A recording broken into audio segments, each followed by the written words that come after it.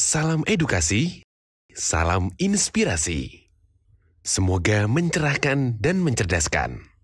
Selamat berjumpa di channel 10 Menit Menginspirasi. Untuk teman-teman insan pendidikan, guru, orang tua siswa, mahasiswa, dan siapapun Anda yang memiliki rasa ingin tahu tentang pendidikan, persekolahan, dan pembelajaran.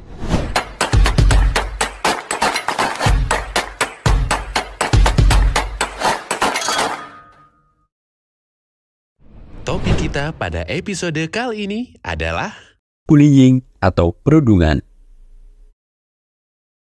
Apa yang membuat bullying begitu berbahaya adalah bahwa seringkali kita tidak menyadari dampaknya yang bisa merusak kesejahteraan mental dan emosional para korban.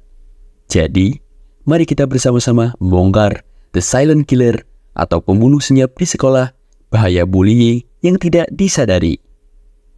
Sebelum kita melangkah lebih jauh, mari kita lihat beberapa data statistik yang menggambarkan seberapa besar masalah bullying ini.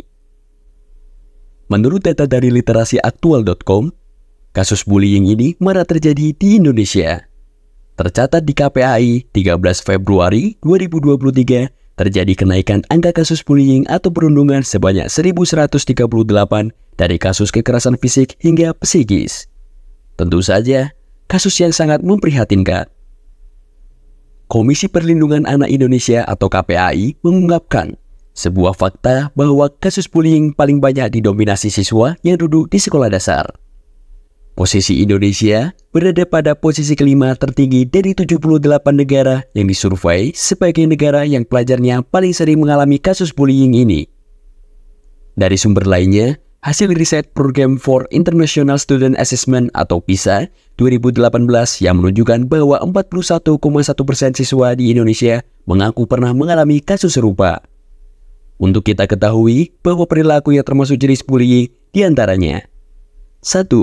Fisik, yaitu memukul, menampar, mendorong, menggigit, menendang, mencubit, mencakar, pelecehan seksual, dan lain-lain. 2. Non-fisik, mengancam, mempermalukan, merendahkan, mengganggu, memanggil dengan julukan atau kecacatan fisik, dan lain-lain. 3. Cyber, yaitu melalui media elektronik. 4. Non-verbal langsung, non-verbal tidak langsung, serta verbal. The silent killer, atau yang biasa disebut pembunuh senyap. Yang membuat bullying menjadi the silent killer adalah bahwa dampaknya seringkali tersembunyi di balik senyuman atau interaksi sehari-hari. Saat siswa meledek teman sekelasnya atau guru memperlakukan siswa dengan tidak adil, dampaknya bisa merusak kepercayaan diri, harga diri, dan kesejahteraan emosional. Ketika kita tidak menyadari bagaimana kata-kata dan tindakan kita dapat menyakiti orang lain, kita turut membiarkan the silent killer beroperasi di sekolah kita. Disayangkan, kebanyakan sekolah tidak memiliki mekanisme antisipasi, pemahaman yang baik, serta langkah preventif dan kuratif terhadap bullying ini.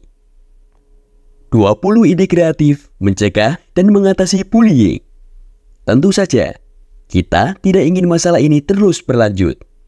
Mari kita lihat 10 tips solusi terbaik untuk mengatasi bahaya bullying yang tidak disadari.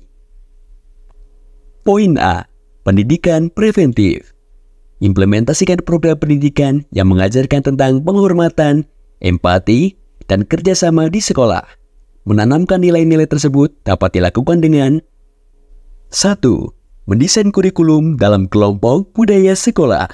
Selain intrakurikuler, kokurikuler, dan ekstrakurikuler yang mencakup pelajaran tentang penghormatan, empati, dan kerjasama sebagai bagian integral dari pembelajaran. Bukan hanya sebagai materi tambahan, tetapi sebagai nilai-nilai yang ditanamkan dalam semua mata pelajaran. 2. Aktivitas diskusi kelas juga bisa menjadi solusi. Selenggarakan sesi diskusi kelompok yang membahas contoh situasi nyata di mana penghormatan, empati, dan kerjasama sangatlah penting. Biarkan siswa perbaiki pandangan mereka dan ajak mereka berpikir kritis tentang bagaimana tindakan mereka dapat mempengaruhi orang lain.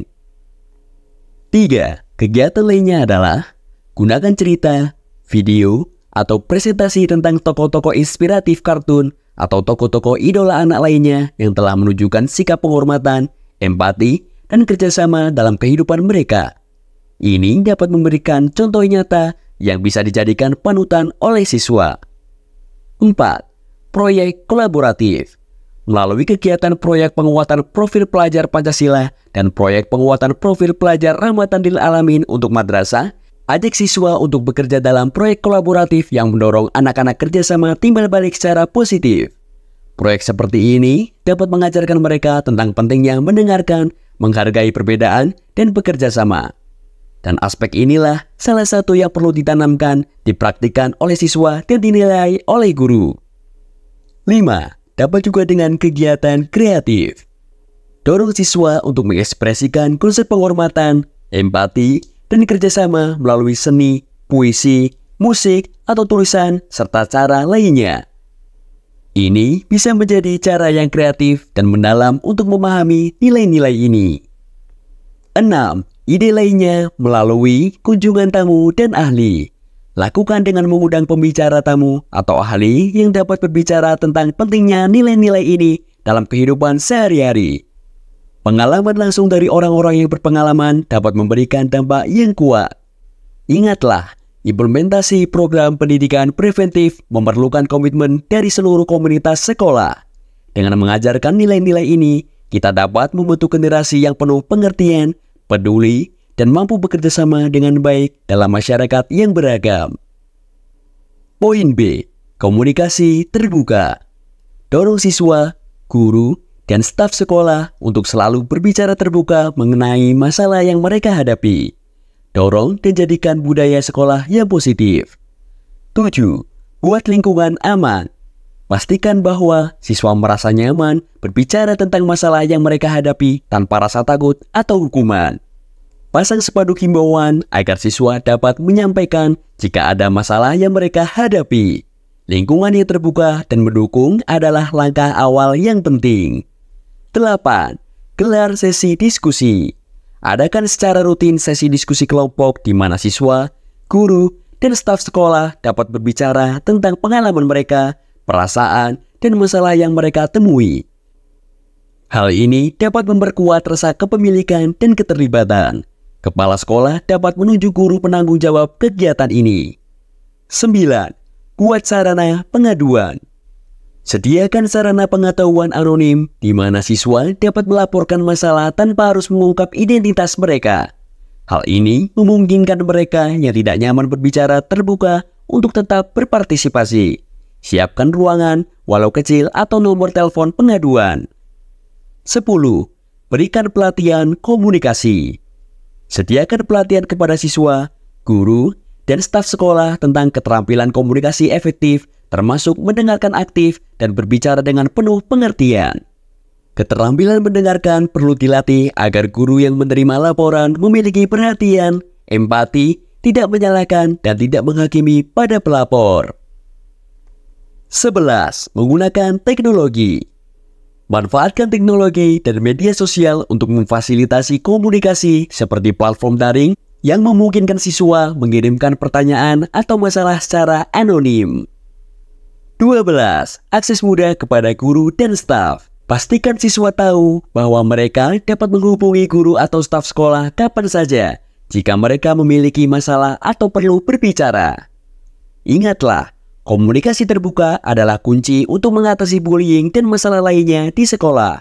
Ketika siswa, guru, dan staf sekolah merasa didengarkan dan dihargai, mereka lebih cenderung untuk berpartisipasi dalam solusi dan mencegah terjadinya masalah lebih lanjut. Poin C. Pengawasan digital. Ajari siswa pentingnya berperilaku baik dalam dunia digital dan bagaimana mengatasi cyberbullying. 13. Pendidikan tentang etika digital. Sertakan dalam kurikulum pelajaran atau budaya sekolah yang membahas etika digital, termasuk pentingnya menghormati privasi, tidak mengeksploitasi orang lain, dan memahami dampak kata-kata online. 14. Contoh kasus nyata. Bagikan kisah atau contoh nyata tentang dampak negatif dari cyberbullying. Ini dapat membantu siswa memahami betapa seriusnya masalah ini dan menginspirasi mereka untuk berperilaku baik secara online. 15. Promosikan keamanan online. Ajarkan siswa untuk melindungi informasi pribadi atau privasi mereka secara online. Sertakan informasi tentang pengaturan privasi di platform media sosial dan pentingnya kata sandi yang kuat. 16. Identifikasi cyberbullying. Berikan pemahaman kepada siswa kita tentang tanda-tanda cyberbullying, seperti penghinaan, ancaman, atau penyebaran berita palsu. Ini dapat membantu mereka mengenali dan melaporkan perilaku yang merugikan. 17. Membangun keterampilan penanganan konflik. Latih siswa dalam keterampilan penanganan konflik dan cara mengatasi masalah secara konstruktif, baik dalam komunikasi online maupun offline. Latih mereka dalam menangani masalah agar mereka menghargai proses tersebut. Tidak diselesaikan dengan kekerasan atau cara lainnya yang justru bisa berakibat lebih parah lagi. 18. Peraturan sekolah tentang penggunaan teknologi. Tetapkan peraturan sekolah yang mengatur penggunaan teknologi di lingkungan sekolah. Ini dapat membantu menghindari penggunaan teknologi untuk tujuan bullying. Libatkan siswa dan seluruh pihak di sekolah dan perwakilan orang tua untuk ikut membicarakan hal ini. 19. Pengajaran tentang empati online. Dorong siswa untuk melihat dunia dari perspektif orang lain dan memahami bahwa kata-kata dan tindakan online juga memiliki efek emosional. Ini yang disebut empati online. Dan yang 20, sarana bimbingan. Tunjukkan kepada siswa bahwa mereka dapat mencari bantuan dari orang dewasa jika mereka menghadapi masalah cyberbullying. Sediakan sumber daya dan beberapa kontak yang dapat dihubungi. Sediakan dalam varian yang cukup. Ada guru laki-laki, juga guru perempuan. Bisa juga kakak kelas atau staf sekolah yang dapat dihubungi. Ingatlah, dunia digital memiliki dampak besar dalam kehidupan siswa saat ini. Oleh karena itu, penting untuk memberikan pendidikan yang komprehensif tentang etika dan perilaku yang baik dalam lingkungan online. Dengan demikian, kita dapat membantu siswa menjaga lingkungan digital yang aman, positif, dan terhindar dari bahaya cyberbullying. Akhirnya saya ingin menyampaikan bahwa jika teman-teman mendapat manfaat dari channel ini, silakan bagikan pada orang-orang yang dikasihi. Bagikan pula pada grup media sosial teman-teman. Dengan demikian, mereka pun bisa mendapat informasi, mungkin saja bisa terinspirasi dan tercerahkan. Karena berbagi itu indah, berbagi itu ibadah. Salam edukasi, salam inspirasi.